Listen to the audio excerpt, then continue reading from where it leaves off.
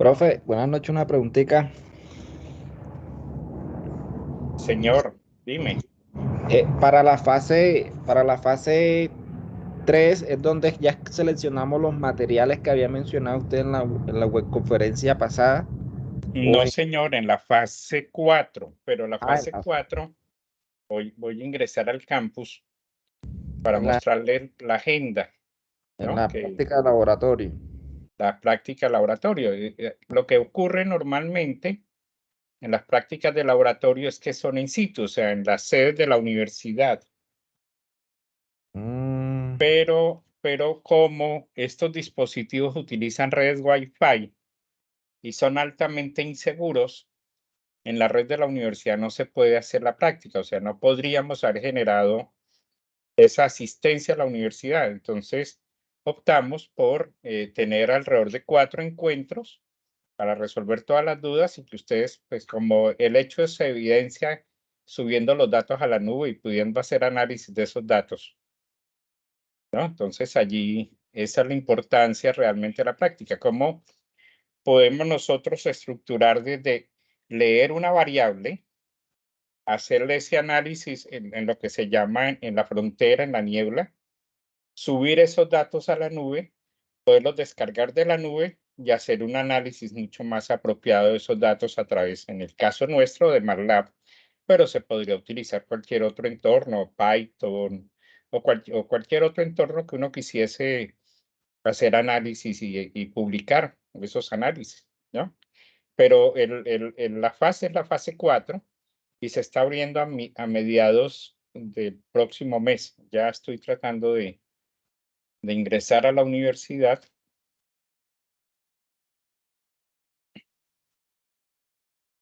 para mostrarles las fechas, ¿no? Para que las tengan en cuenta, porque es fundamental esa parte, ¿no? sí, profe, eso es yo estaba asustado, yo creí que era para ahorita, por el No, no, tema. no, no, y vamos hasta el 22 de noviembre con toda esta práctica. O sea, es una práctica bastante larga el tema, pero lo que nosotros no podemos es dormirnos en los laureles. Antiguamente se terminaba esta fase 2, se entregaba la fase 2 y automáticamente se abría la fase 3 y la fase 4. La fase 3 duraba 4 semanas y la fase 3 y 4 semanas y la fase 4 duraba 8 semanas. Pero ¿qué está ocurriendo? Que tranquilamente nosotros nos confiábamos en ese hecho y no trabajábamos. Entonces, si miran la guía está dividida en 3 actividades independientes y cada actividad está en una programación casi semanal. Entonces, es allí, yo no sé si están viendo aquí la agenda. ¿Sí la están viendo? Sí, Pues señor. mire, empieza el 2 de octubre y termina, aquí dice el 20 de noviembre, ¿no? Ok. Realmente es hasta el 22. Porque si miran ustedes la actividad siguiente, que es la actividad final, empieza el 23. Este fue un error en el momento de establecer la agenda y se fue así, ya no se pudo resolver. Pero pues yo no tengo ningún problema de esperar esos 2 días, el 21 y el 22, Usted para en la conferencia pasada mencionaba que la tarjeta Arduino tenía como problemas, que era mejor la SP, pero no me acuerdo si es la 32 la 82 o 66, que a veces bueno, hay conflicto con el tema de la conexión a Wi-Fi. claro, el problema, o sea, hay una versión de Arduino 1 con Wi-Fi, que es la Huevos o WEMOS 1. Esa tarjeta tiene problemas cuando uno intenta hacerle la parte de la conectividad. O sea, primero encontramos que no estaba, yo aquí no tengo abierto en este momento Arduino. Bueno, vamos a abrirlo no aparecía en los listados de tarjetas de Arduino por más de que uno lo actualizaba. Este Arduino que estoy abriendo ahí es un Arduino, creo que es el 1.8 o en este momento estamos en el 2 algo. Sí, este es el 1.819. Entonces, acá donde están todas las tarjetas, en estos gestores de tarjetas, si uno iba a las ABR boards, que son donde están las 1, entonces no aparecía una Arduino 1 Wi-Fi, que es esta que está apareciendo acá abajo. Ahora, ya por lo menos en esta versión, en la actualización, ya apareció. Y entonces, pues habría que trabajar sobre ella. Pero tuvimos muchas dificultades cuando adquirimos las primeras tarjetas. El costo, como unos 10.000 pesos por encima del costo normal del Arduino 1, versión 3, ¿no? Bueno, ya son las 6:35. Vamos a iniciar este encuentro del día de hoy, de la fase 2. Como yo les he dicho, por cada fase necesariamente va a haber un encuentro. En la fase 1 ya la tuvimos, fase 2 es en la fase 3 estará pues normalmente en la primera semana en que se abre la fase 3, y a partir de ahí, para la fase 4 vamos a tener, o hay programado en este momento, 4 encuentros. Si se necesitan más, se arman, no hay ningún problema, ¿no? Entonces, la agenda de hoy, pues, es qué, qué preguntas tienen ustedes sobre esa construcción de conocimiento.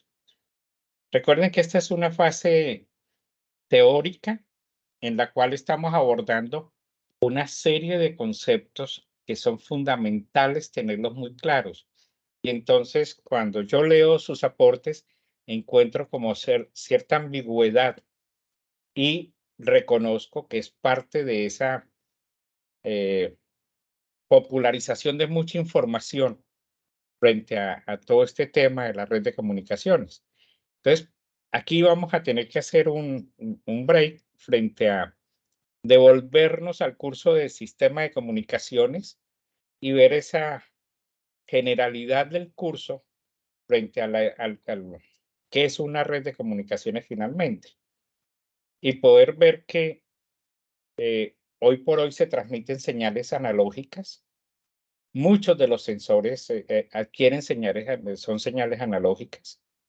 O sea, ellos pueden tomar una muestra en un determinado momento de tiempo y ese valor pues sería un valor discreto. Pero si yo quiero ver todo el comportamiento completo, me tocaría tomar todas las muestras cada instante o tener una señal de muestreo lo suficientemente alta para que me represente muy bien cada segmento de la señal. Lo otro son esos conceptos generales. Hablar de un tema que para mí es fundamental tenerlo claro, la arquitectura de red. Entonces he encontrado conceptos que se unen a la infraestructura, o al dispositivo de networking, o a la topología de la red, o a otras cosas. Y ahí es donde tenemos que abordar con un poco más de profundidad, ya en este punto que ustedes están próximos a ser ingenieros, de tener claridad de eso. ¿Qué es esa arquitectura de red? ¿Cuáles son esas funciones fundamentales, valga la redundancia, de la arquitectura de red? El ejercicio planteado, porque al final es un ejercicio ahí dudoso, digámoslo así, pero la idea es que ustedes hagan algo someroso frente a esa planeación de una red y preguntas si hay lugar. Todas esas preguntas de construcción de conocimiento, que son redes de voz, redes de datos y redes multimedia. Ahí a alguien le he dado respuesta que hablan de la red de voz, y dentro de la red de voz están las redes de voz IP. Entonces yo pregunto, ¿es una red de datos o es una red de voz? Entonces ahí es donde, ¿cuál es la idea de esa pregunta? Que hasta hace muy poco, cada servicio tenía su propia infraestructura. Hoy hay digamos, una infraestructura media que recibe todos los tipos de servicios. Pero para esa infraestructura media que va a recibir todo, o sea, que va a ser un agrupamiento de servicios en una sola infraestructura, pues ella necesita algunos elementos fundamentales para determinar cómo va a ser ese tratamiento. Entonces, cuando hablamos de las redes de voz, potencialmente las redes de telefonía pública conmutada, ¿no? Que en algunos documentos aparece como los POT, o sea, los sistemas telefónicos antiguos. Hoy todavía hablamos de telefonía pública conmutada, y en esas telefonía pública conmutada tenemos la telefonía pública fija y la telefonía pública móvil, ¿no? Y son los operadores que ustedes conocen. En el caso de las grandes ciudades de Barranquilla, Metrotel; de Medellín está EPM; de Bogotá, ETB. En el resto de ciudades, pues muchos los tiene Colombia Telecomunicaciones, hoy asociado a Movistar. Y ellos, esa organización de la infraestructura, es una infraestructura jerárquica, que el abonado va hasta un punto de agregación o de concentración, sería el término real, y desde allí entra una infraestructura común para que viaje su información, su voz, si hablamos solo de voz. La red de datos tiene una particular bien interesante, que hoy en las casas, hablando de lo mínimo, tenemos nuestra red LAN en casa, que normalmente el operador de ISP, o sea, el prestador de servicios de Internet, nos entrega un router con funciones de switch, o sea, un switch como capa 2, capa 3 y a la vez router. Y entonces, allí nosotros construimos una red LAN tipo de topología estrella, y conectamos, normalmente hoy vienen estos routers con 4 o 5 puertos Ethernet, de 0 a 1000 gigas o 1 giga. Bueno, ahí no, hay algunos temas de esos, pero tenemos ya redes y se requiere un mínimo cableado en casa para eso. Y para esos cableados ya el Ministerio de las TIC, a través de la Comisión de Regulación de Comunicaciones, sacó, así como había la norma para las redes eléctricas, el RETIE, entonces para la red de comunicaciones internas se llama RITELO. Y hay unas normas específicas de dar cumplimiento a eso. O sea, vamos a tener un punto de conexión, unos puntos en la casa donde podemos tener varios servicios. Yo por lo menos tengo fibra hasta la casa, y la fibra baja a un router fibra. Él de una vez me hace el switching para 5 puertos Ethernet, y esos 5 puertos Ethernet se conectan a módems de televisión o a decos de televisión por Internet, o sea, televisión IP. Y además, pues tengo otros servicios de red LAN, de red de datos. Entonces, fíjese que los servicios tradicionales se han ido envolviendo, o han ido congregándose o uniéndose en una misma infraestructura.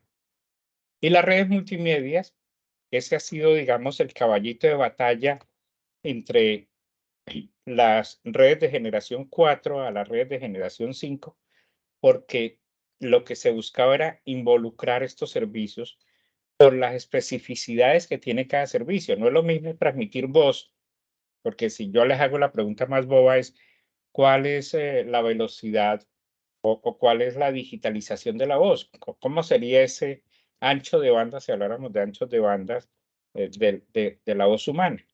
Entonces, ustedes deben de recordar que para poder digitalizar, yo tengo que muestrear con una frecuencia 2 veces la máxima frecuencia del ancho de banda de la voz. O sea, si hablamos que la voz va de 300 hercios a 3800 hercios, pues se toma como la frecuencia más alta 4000 hercios. Por lo tanto, yo voy a mostrar a 8000 hercios.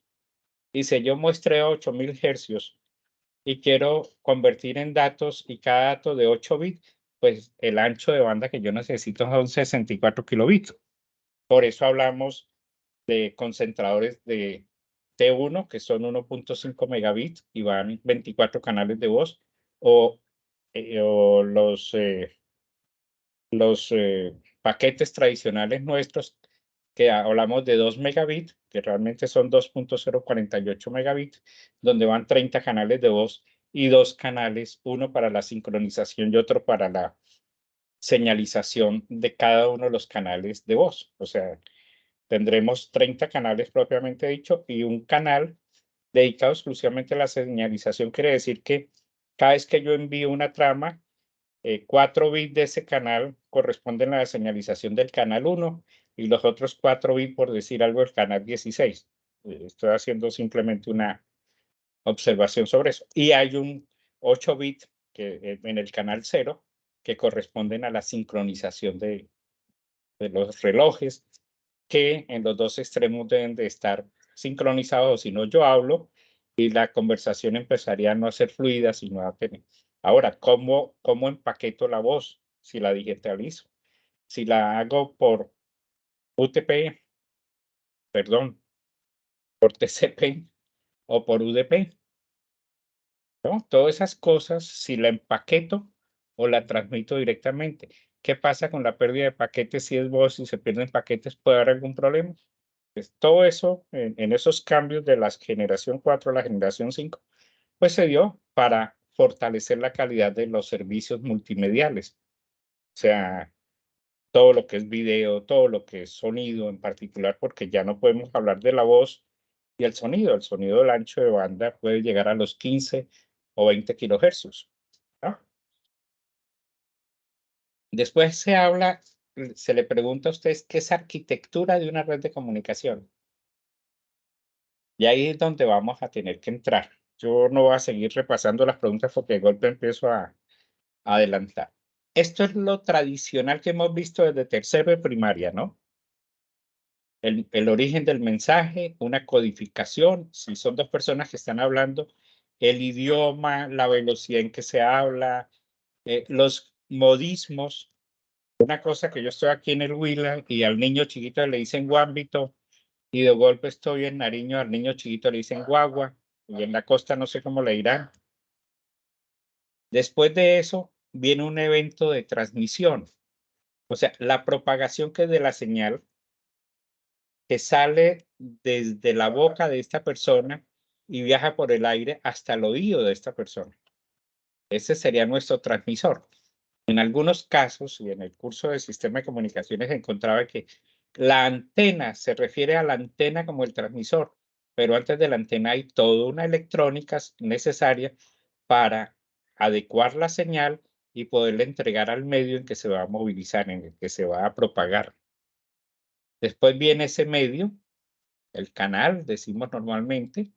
Después viene un sistema de recepción que él debe adaptarse a los niveles de la señal que recibe, con todas las pérdidas que hay en el medio, con las pérdidas, si esto es por una red de microondas, la guía onda que va desde el transmisor hasta el conector de la antena, ahí hay unas pérdidas.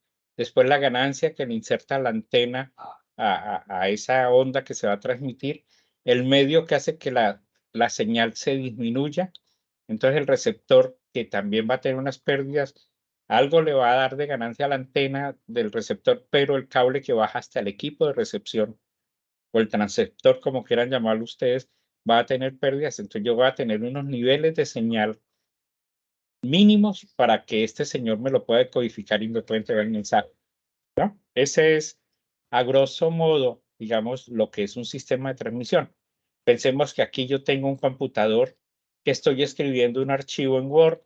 Ese es mi mensaje. El computador simplemente me está haciendo de elemento que me converge y me consolida la información para a partir de la tarjeta de red se codifique esa señal y se envíe por el cable de Ethernet o se envíe por la red Wi-Fi a, a mi modem y de ese modem que sería aquí, estaría aquí al final de ese transmisor, va por los medios que se tenga, fibra óptica, eh, cable cobre, cable coaxial, llega a un receptor y ahí pues llega al destino. Obviamente aquí si yo estoy en una ciudad y ese mensaje va para otra ciudad, pues convergen toda la infraestructura de transporte, lo que conocemos como la red de transporte de un servicio de telecomunicaciones. Entonces, en esa forma de comunicarnos tenemos unos protocolos. Es lo primero que tenemos que establecer. Si nos identificamos, usted va a hablar en chino y yo hablo en español, obviamente no va a haber comunicación. El efecto que se busca es que haya interpretación, que haya fiabilidad de la información, que esa información no pueda ser modificada en el camino. Entonces, acordamos un método de comunicación, acordamos un idioma y una gramática común. O sea, cuando yo hablo de protocolos, tiene una gramática. Si yo estoy escribiendo en C o en C++ o en C Sharp o en lo que sea, tendrá una gramática. ¿Cuál va a ser esa velocidad y cuáles van a ser los momentos de entrega? Y por último, pues los requisitos de confirmación acuse de lo recibido. Pero hay unos elementos que no se muestran ahí, como cuando yo establezco el canal, cuando yo termino la llamada y tengo que desconectar todo lo que se conectó para poder procesarse la llamada, cosas de esas que no las vemos tan claras en estos elementos. Lo que hablábamos de la digitalización. Entonces, en el análogo es la cantidad del espectro magnético o electromagnético ocupado por cada señal. En lo digital, la cantidad de información que puede fluir a través de una conexión de red en un periodo dado, kilobyte por segundos o kilobit por segundo, megabit por segundo, gigabit, terabit, ¿no? Son conceptos muy simples. Entonces, volvemos a retomar ese tema de cómo una conversación normal se nos convierte en un protocolo de comunicaciones reglado o regido por capas, ¿no? En la cual nosotros, ese modelo OSI que vimos en la fase 1 o ese modelo TCP/IP se aplica plenamente o sale desde una interpretación que en su momento la ITU le dio a todos los temas y a todos los problemas que hay en telecomunicaciones. Entonces se creó una capa física, se crearon una capa de reglas, lenguaje común, el turno, señales cuando termine, todo el tema de conexión y desconexión, la capa de contenidos o la capa de aplicación. Fíjese, en este modelo tan simple, 3 capas. OSI, 4, OSI, TCP/IP, 4 o 5 capas y OSI, 7 capas, que es el estándar. Entonces, ¿cómo aplicamos esto nosotros en en una red telefónica pública básica conmutada? Es la sigla esta que está aquí, TPBC. Entonces tenemos, por un lado, la señalización de registros y de troncales, digamos, en la red de transporte, que es la parte superior, los protocolos, la transmisión digital, la jerarquía digital síncrona, SDH, la jerarquía digital presioclónica, la multiplexación en frecuencia, los diferentes tipos de modulación para poder llevar estas jerarquías o esas señales compactas a través de cualquier medio, sea microondas, sea fibra óptica, sea cable coaxial, sea cable submarino, los diferentes tipos de modulación y los medios que ya hablábamos, microondas, fibra óptica, coaxial. Esta fibra óptica, pues digamos, los dos elementos importantes, la normalita, la que va por nuestras carreteras o la que va por el mar. Y toda esta parte de aquí para arriba se conoce como la red de transporte. En la frontera tenemos lo que llamamos la red de agregación. Si hablamos de telefonía pública básica conmutada, pues tenemos la central telefónica local y ese acceso, ese cable que va desde la central hasta mi teléfono o ese enlace de radio que va desde la central hasta mi teléfono, pues se conoce como la red de acceso. Entonces aquí hay unas señalizaciones, la de bucle abonado, cuando yo descuelgo o cuando yo envío los números en el teléfono móvil, ahí hay una señalización, le estoy diciendo, esta es la línea que me quiero conectar. Y la central tiene que interpretar eso, el CCM en el caso de las móviles, en las centrales telefónicas, en el caso de la telefonía pública. Y el medio puede ser par trenzado, inalámbrico fijo, fibra óptica, equipón, como la que yo tengo aquí en casa, que es FHH, se me fue, fibra hasta la casa, FTTH, qué pena.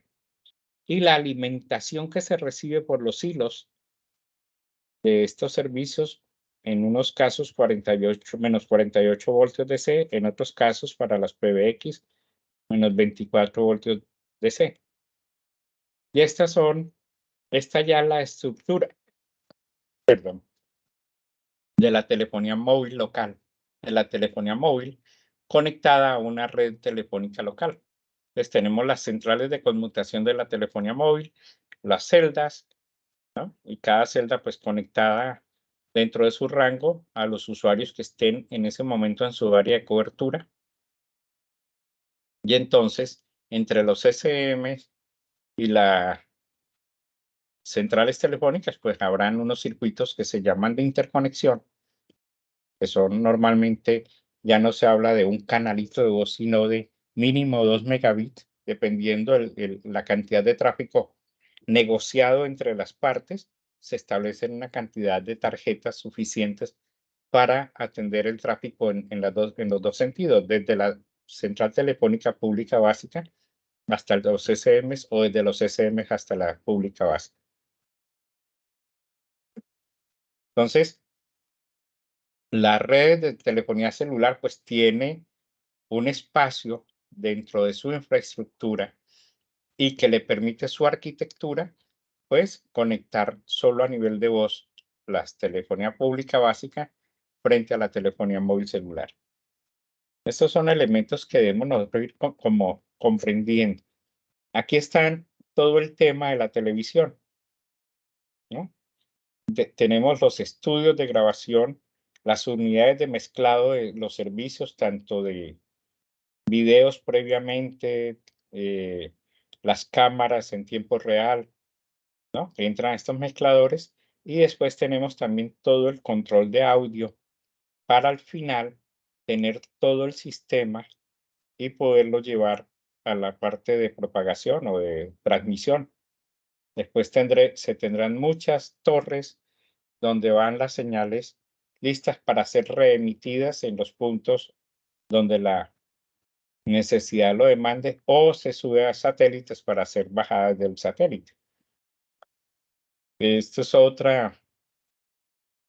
otro sistema de generación de stream, o sea, video, audio, pero para hacer stream, todo lo que se hace hoy con temas como YouTube o Facebook, cosas de estas de transmisión en vivo y en directo, de eventos o reuniones familiares, lo que sea. Y todo el tema de la red de acceso a nivel de fibra. Entonces, en la oficina central podemos tener todo el tema de video, el video en radiofrecuencias, todo el tema de los conectores OLT para Gigapon, o sea, para fibra óptica pasiva, para otros tipos de fibra óptica más avanzados y para en doble vía, digámoslo así. Todo esto sale a través de estos elementos y empezamos a tener red de fibra y muy seguramente después red de cobre desde los splitters o podemos llegar hasta la casa con fibra como se está haciendo hoy. Entonces, tenemos las ventanas de las fibras, o sea, la ventana de la longitud de onda de la luz para cada uno de los tipos de fibra que nos permite mayor capacidad de transporte de información. Y entonces, las redes tradicionales de datos, ¿no? Tenemos los campus empresariales. Si estamos en la UNAD, por cada sede de la UNAD, pues tenemos toda una red LAN que se conecta a la red WAN, que es administrada por un operador, en el caso nuestro en este momento es Movistar, y que nos facilita unas velocidades muy altas y nos permite a nosotros conectarnos desde cualquier parte a todos los servicios de la universidad. Entonces tenemos los campos empresariales, las sedes, y cuando estamos fuera de las sedes, pues los sitios remotos para acceder a ellos, ¿no? La red de campus propiamente dicho, o sea, de una organización, normalmente se conoce como campus, entonces las diferentes áreas de esa red, y esto es red de acceso para salir a través de estos enrutadores del firewall hasta Internet. quiere decir que la red de transporte en este caso lo maneja Internet. No siempre la red de comunicaciones es Internet, es otro de los conceptos que vi reiterativo allí. No siempre es Internet. Si yo hago una llamada de telefonía móvil celular, llamada dentro del servicio de telefonía, no usa Internet. Pero si yo hago una llamada de WhatsApp desde mi móvil celular, sí está haciendo uso de Internet. O sea, ya el dispositivo sabe qué es lo que el usuario quiere hacer. Entonces, si es una llamada de voz, lo reenruta por la red propia del operador. Y si es una llamada de un servicio, de una aplicación, pues lo envía a través de Internet. Por eso, cuando nos venden servicios, voz y datos, ¿no? Para tenerlo un poco más claro el tema. Otros ejemplos de redes LAN con redes WAN, ¿no? En la cual podemos conectarnos a nuestra propia nube o conectarnos a Internet. Y estos son sistemas de transportes aparentemente diferentes. Las redes WAN operan solamente en las capas 1 y 2, no van hasta la aplicación como tal, porque el interés de ellos es recibir la información y poder enlazar los datos y volverlas a llevar de estación en estación, digámoslo así. Y lo que se nos viene hoy, que es lo que nos interesa a nosotros en este curso. Se ha hablado mucho de las redes de sensores y ahora estamos hablando de las redes IoT. Entonces, allí empiezan a aparecer muchas cosas. Hay elementos como redes a nivel de radio, como el LoRaWAN. Él necesita un elemento de gateway para poder ir a Internet. Entonces, él necesita ese LoRaWAN necesita este espacio o esta infraestructura para generar una arquitectura grande de un servicio de lectura de sensores a través de una red propia como LoRaWAN o como Zigbee, si habláramos de Zigbee. Y ya en Internet, pues hay servidores de usuario que atienden las publicaciones o las suscripciones de los usuarios frente a estos datos. Otra forma de demostrarlo, lo mismo, tenemos una cantidad de nodos terminales, unos gateway o concentradores, y estos terminan uniéndose como mínimo a través de redes de tercera generación, a través del backhaul de Ethernet, suben esto a un servidor de red y a las diferentes aplicaciones. Y todo, obviamente, el aseguramiento de la información a través de protocolos como el AES, que es un protocolo interesante. Y esto es, digamos, la representación de esta arquitectura en una arquitectura mucho más entendible frente a la muestra, ¿no? Fíjate que yo he hablado de arquitecturas y de infraestructuras. Y lo que hablábamos hace un rato de las redes convergentes, teléfono, acceso móvil multiservicio, o sea, multimedia, voz, datos. Acceso móvil normalmente se refiere a voz. Acceso fijo normalmente se refiere a voz, pero hoy estamos hablando que también estamos procesando otros tipos de información y acceso fijo multiservicio. Y todo llega a una red de paquetes multiservicio a través de los Media Wave, que es la parte que ha introducido en los relays que han aparecido desde cuando se empezaron a hablar de las redes convergentes. En esta capa o en esta gráfica que está abajo, vemos en la relación con la red de nueva generación, todos los servicios, los teléfonos análogos, los adaptadores para protocolos SIP, para protocolos H323, para protocolo H248, si mal no estoy, los gateway especiales para las centrales privadas, las PBX, y todo el tema de las redes públicas viejas con señalización número 7 para poder acceder al núcleo de redes de paquetes IP. Perdón. Y aquí, pues, converge también Internet y otras redes IP, cualquier otra red IP. Después viene la capa de control fundamental. Entonces tenemos todo lo que hablamos de los sistemas multimediales para llegar a las capas de servicio, y entonces han desaparecido muchísimos de los protocolos que en su momento reconocimos en las redes propiamente de datos. Aquí, esta gráfica de MINTIC o de la CRC, de la Comisión de Regulación, mostrada en otra dimensión, tenemos esa red de núcleos multiservicios, que es la red de paquetes multiservicios, y que nos conectamos a todas las aplicaciones previstas,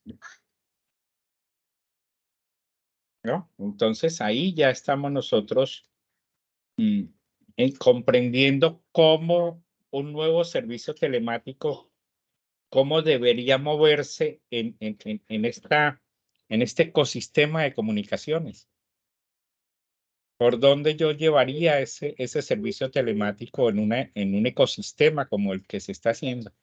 ¿Cómo me, me permite un segundo? Tabata, por favor, estoy en una reunión.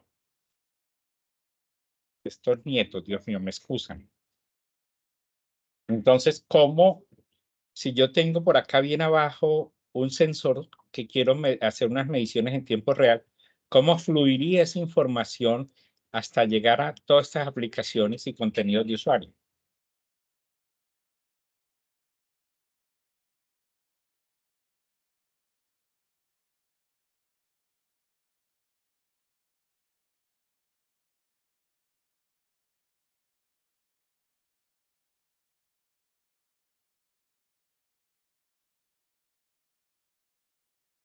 Qué pena con ustedes. Entonces, seguimos viendo otra forma de presentar. Este es el Release 1. Ya creo que si mal no estoy, vamos en el Release 13. Por acá en el fondo encontramos otros componentes multimediales, servicio streaming, emulación de centrales telefónicas tradicionales o ISDN, o sea, de digitales integradas, y todo el IP multimedia, todo el componente multimedia en IP, video, voz, bueno, no sé qué otra cosa irá a salir, pero ya quienes están haciendo la planeación de todas estas estructuras, pues ya tienen claro que en la capa de funciones y control del servicio van a aparecer estos elementos. Digamos, este nivel de servicio en ese antiguo modelo OSI sería la capa de aplicaciones. En esta segunda parte está el nivel de transporte, que es la capa de transporte que tenemos tanto en OSI como en TCP/IP. Pero tenemos unos elementos como son las funciones de terminal y de usuario, o sea, terminales para los diferentes servicios, y unas interfaces de diferentes redes que puedan converger en estos nuevos servicios. Entonces, estas funciones propias del transporte, el núcleo o el core del transporte, ella tendrá la capacidad de recibir y de operar y de trasladar la información dentro de este ecosistema. Pues fíjese que lo que nos depara a nosotros son cosas un poco más interesantes, ¿no? Y por último, pues viendo ya una visión de lo antiguo hacia lo nuevo. Antiguamente teníamos esto en casa o en las oficinas, entonces aquí hablamos de grandes empresas, de pymes, de telefonía móvil, de hogar, y teníamos por un lado todo el tema de voz, por otro lado todo el tema de datos, por otro lado los servicios como FAS, aquí llaman el Graphical Browser, televisión, el teléfono inalámbrico, y entonces esta parte, toda esta parte era la red del usuario. Cuando este usuario quería conectarse a la red de comunicaciones, tenía una red de acceso. Normalmente salía cable de cobre, par trenzado, coaxial, hoy fibra óptica. Y hasta que no lleguemos a la parte de donde concentramos la información, pues ese espacio físico geográfico es la red de acceso. Y a partir de ahí inicia la red de transporte, ¿no? Para los diferentes operadores, las diferentes aplicaciones. el inteligencia y soporte de las aplicaciones, que es totalmente transversal, servicios computacionales y de comunicaciones, conmutación y enrutamiento. Aquí, una de las preguntas habla de dimensionamiento y enrutamiento. Tienen que ver exactamente con todos estos temas. Capacidad de la red de broadcast, capacidad de los switches, capacidad de la red ATM o asíncrona. Y entonces tenemos, si ustedes ven, hay una capa verde detrás de todo eso, que son las capas de gestión, tanto en la red de transporte, en la red de acceso, como en la red del usuario. Pues eso es lo que hoy nos está invitando estos elementos a llevar. Entonces, ahora sí, la primera pregunta. ¿Qué es la arquitectura de red en una red de telecomunicación? Entonces, nos dicen que es el marco, o sea, la norma grande para especificar los componentes físicos de una red. O sea, dispositivos, la organización funcional, su topología y o sea, estamos hablando de sus dispositivos o infraestructura, su organización funcional o topología, su configuración, ya toda esa capa de gestión o de control, y los servicios que se prestan a través de procedimientos y principios operacionales, como los protocolos de comunicación. Fíjese que es un todo, es la arquitectura, lo vamos a ver tal vez en la diapositiva siguiente, como yo construyo una casa y voy donde un arquitecto, ¿no? Entonces, fíjense que todos estos compromisos con la especificación de la arquitectura de red debe aparecer una descripción detallada de los productos y servicios entregados. En la fase 3, ustedes van a tener que trabajar con eh, una gráfica donde se muestra el tema de cómo yo produzco o cómo yo genero un producto final desde lo horizontal y voy subiendo en lo vertical. El resumen más simple hoy es que cuando yo tengo una red en lo vertical, en lo horizontal, perdón, pues tengo equipos iguales. Pero si yo subo un peldaño, lo que estoy haciendo es mejorando esos equipos, esos dispositivos, mejorándolos para la prestación de servicio. Entonces voy haciendo no solamente la consolidación en lo horizontal, sino también en lo vertical. Si ustedes miran otras áreas del conocimiento, empiezan a ver de lo que se habla la integración horizontal y la integración vertical en lo de producción, todo lo que estamos hablando de industria 4.0, en lo producción, en lo logístico, en el sistema de inventarios, sistemas de atención al cliente. Bueno, todas esas cosas tienen los dos tipos de integración. Pero en telecomunicaciones, la arquitectura tiene un plano de control fundamental.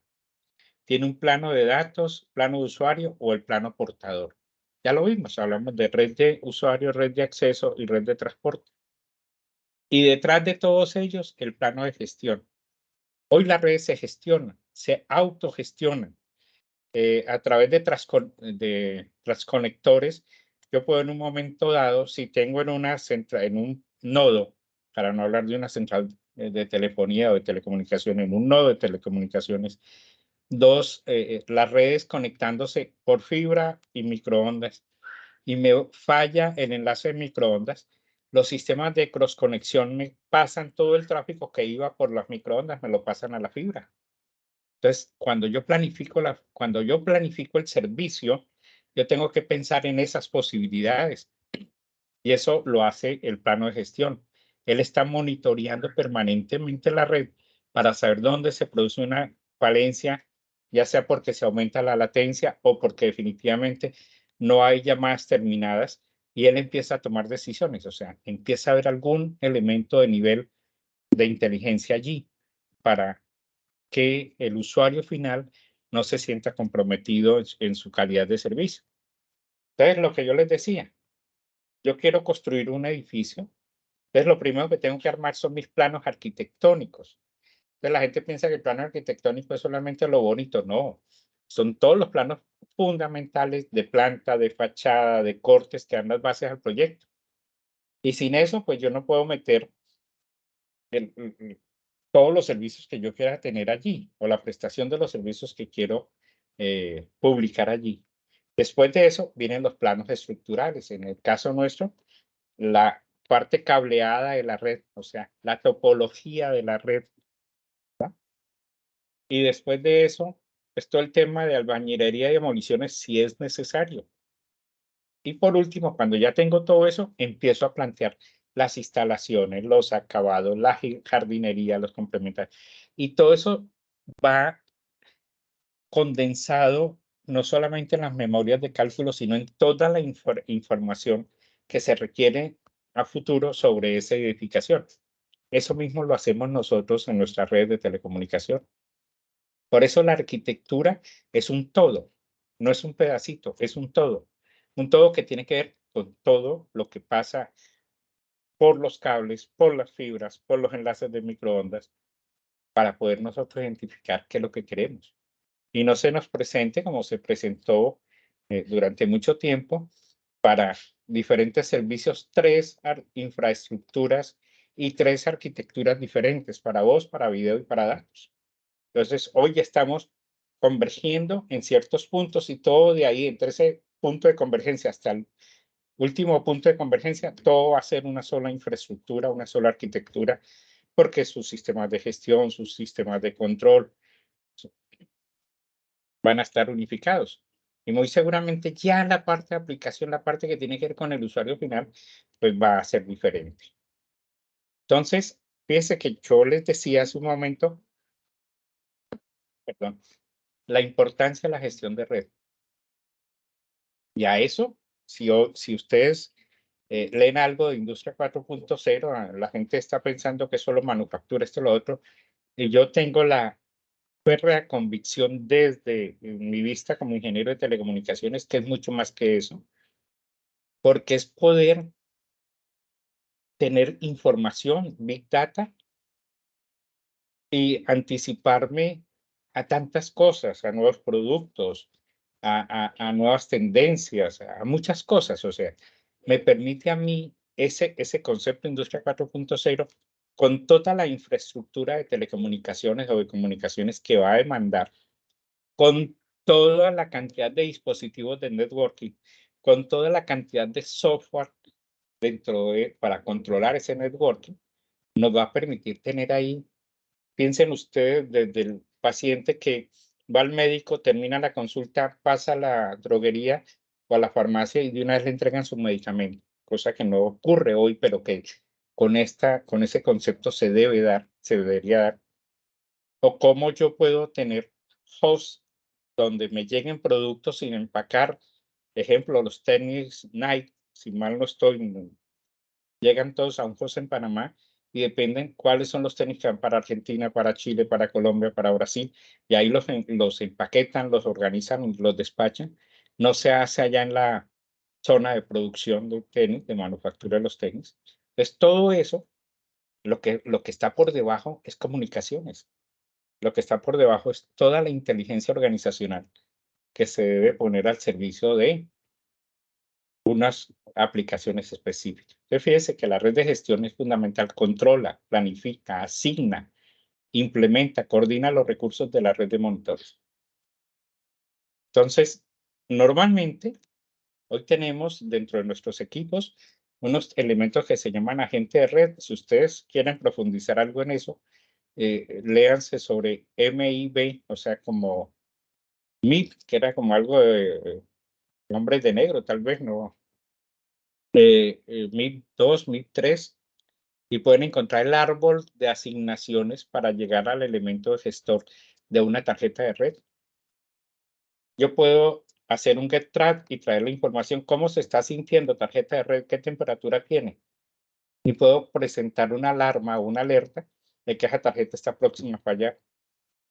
Muchos de los sistemas operativos hoy, en el caso de Ubuntu, te dice el disco duro está en los últimos días, ha subido la temperatura.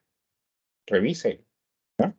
Cosas como esa, es porque hay un agente gestor allá en el fondo.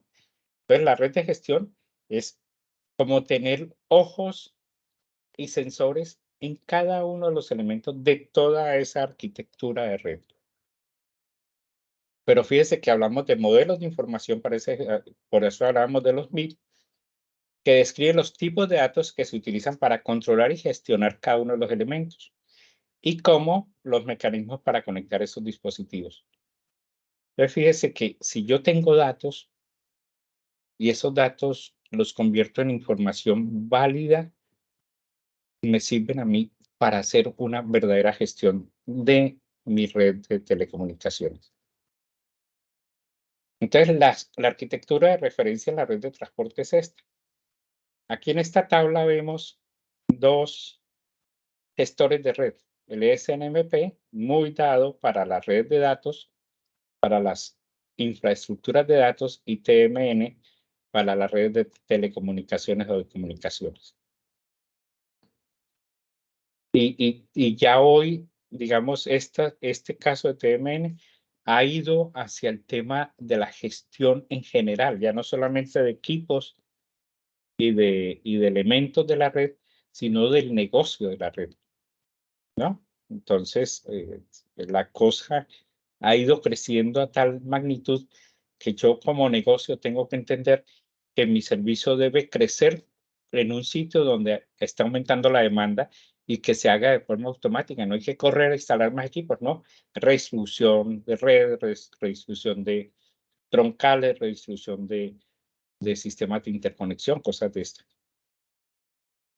Entonces, aquí nosotros tenemos que esa arquitectura de referencia, tenemos el plano de datos,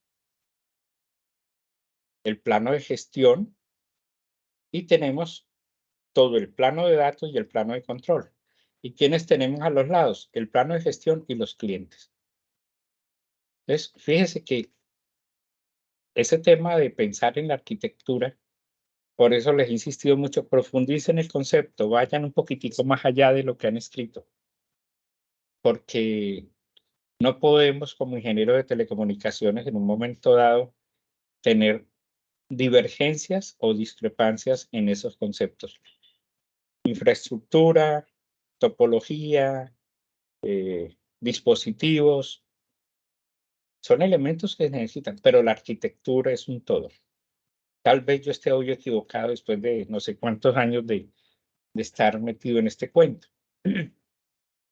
Pero pienso que uno construye un servicio desde una arquitectura que le permita hacer presentación de ese servicio, hacer el descubrimiento de ese servicio y poder ofertárselo a los clientes.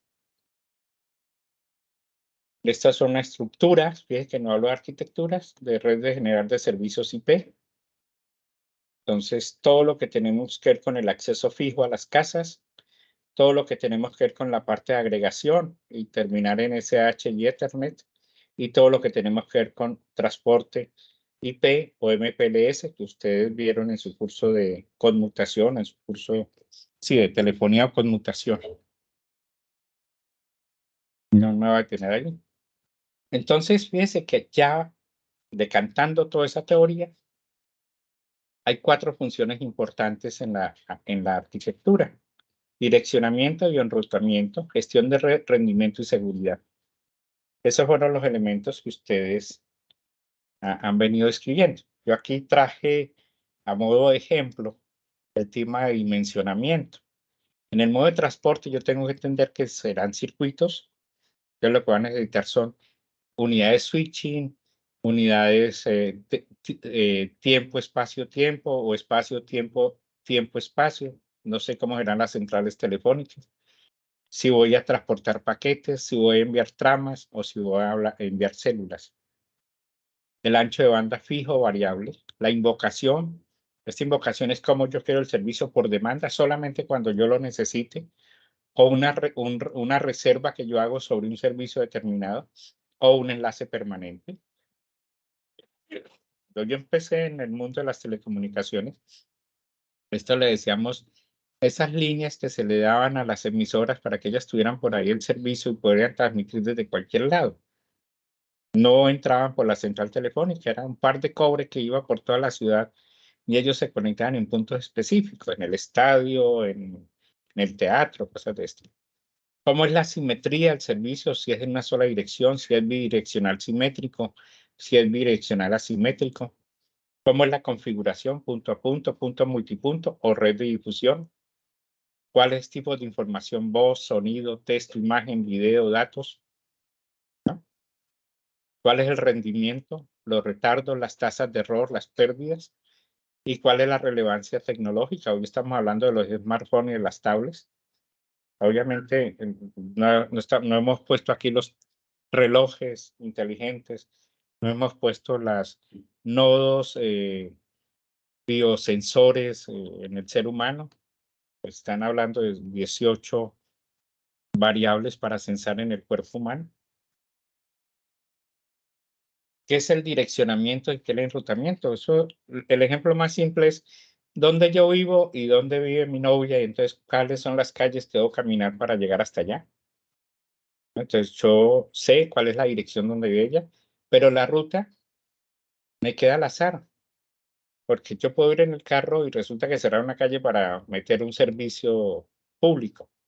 Entonces tengo que cambiar.